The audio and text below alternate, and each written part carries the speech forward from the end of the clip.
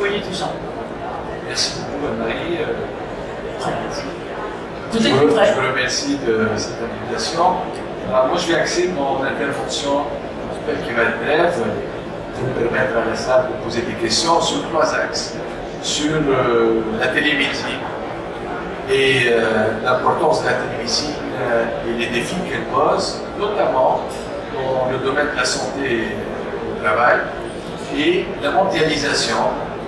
Parce que, peut-être comme vous le savez, il y a une pénurie de médecins en France et de médecins de travail, et la tentation de recourir à des médecins étrangers, c'est plus une tentation, c'est une réalité. Alors, la télémédecine est très ancienne, et je l'ai découvert en 10 ans. Ça fait plus d'un siècle, en 1920 la première fois, mais la limitation était la capacité à passer les données. Et il y a eu donc des congrès depuis 1920, durant tous les 10 ans à peu près, et c'était très limité. C'était destiné aux explorateurs dans l'Antarctique ou le programme NASA. Et il y a eu un shift dans les années 2000, 90, avec la naissance de la technologie.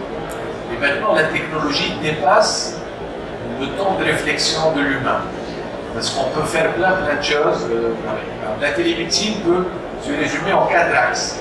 La téléconsultation, hein, c'est la cabine dans laquelle on entre, où on mesure sa pression artérielle. Maintenant, on peut même passer un échographe avec quelqu'un qui est à distance et c'est pas de la science-fiction, c'est une réalité. La téléexpertise, où des médecins échangent des images ou des radios.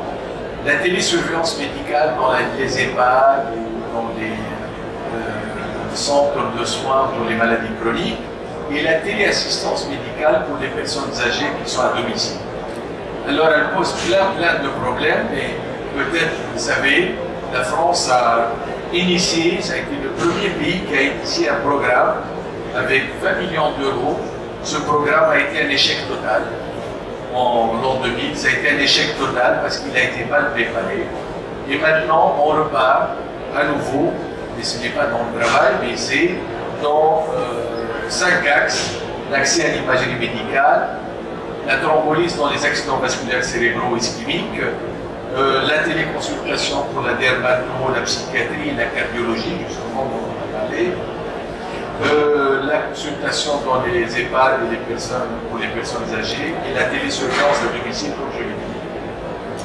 Voilà en gros la télémédecine, ce qu'elle pose comme problème, et je reviendrai sur les problèmes éthiques qu'elle pose. Alors, comme vous le savez, la médecine du travail est destinée aussi, et ça a été vraiment bien dit, à améliorer les conditions de vie au travail des travailleurs. Ce n'est pas, elle est essentiellement préventive, mais elle s'intéresse à la protection des travailleurs contre l'ensemble des nuisances. Alors, vous voyez un peu la difficulté, comment une télémédecine qui va répondre aux besoins et à la pénurie peut-elle être, comment dire, proche des travailleurs sur les lieux du travail, comme ça a été dit, en faisant de la prévention, en regardant les risques de nuisance ou de toxicité des produits qu'ils utilisent ou des équipements, etc. Sans compter que ceci risque évidemment, et là j'aborde le problème, de déshumaniser la relation entre le médecin et qu'il soit du travail ou non, et le travailleur, quel qu'il soit cadre, travailleur manuel ou tout autre.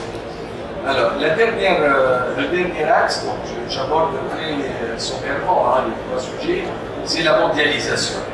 Aujourd'hui, comme vous le savez, vous pouvez faire un scanner à Los Angeles qui est lu à New Delhi et qui est imprimé à Los Angeles, les résultats, et ça coûte beaucoup moins cher. Et c'est un phénomène qui n'est pas appelé à s'arrêter. L'installation de cabines dans les lieux de travail est aussi en train d'envahir beaucoup d'entreprises où les travailleurs vont mesurer leur pression artérielle, se faire examiner à distance par un médecin. Mais il n'y a pas que ça.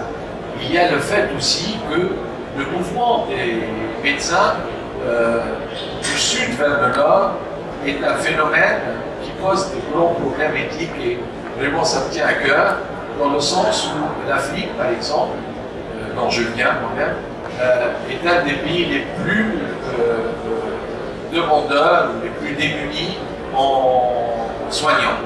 Et certains pays comme le Ghana, l'Afrique du Sud, on sait très bien que la transition a fait fuir les Blancs, mais en tout cas une grande partie des médecins blancs, pas tous, le Nigeria, le Maroc, la Tunisie, fournissent le Nord en médecins et en médecins de travail.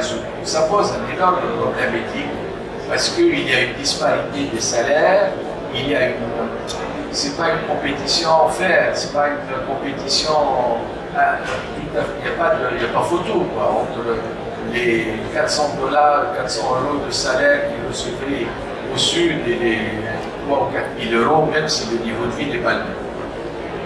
Voilà, donc ces trois axes, je voudrais poser juste le dernier sujet, c'est les conséquences éthiques de la numérisation, c'est pas le terme exact, ou de cette médecine à distance, qui, et ça a été dit par un de mes prédécesseurs, dénature, déshumanise la relation qu'il y a entre le médecin et le patient. Deuxièmement, il y a, même si ça semble être plus équitable parce que l'accès est facile, elle n'est pas forcément équitable.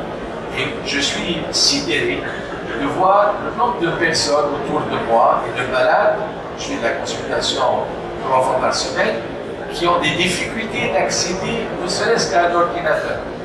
Alors, ça crée quand même une disparité.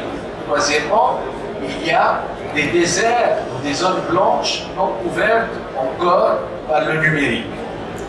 L'utilisation d'outils, donc, crée une espèce de déséquilibre.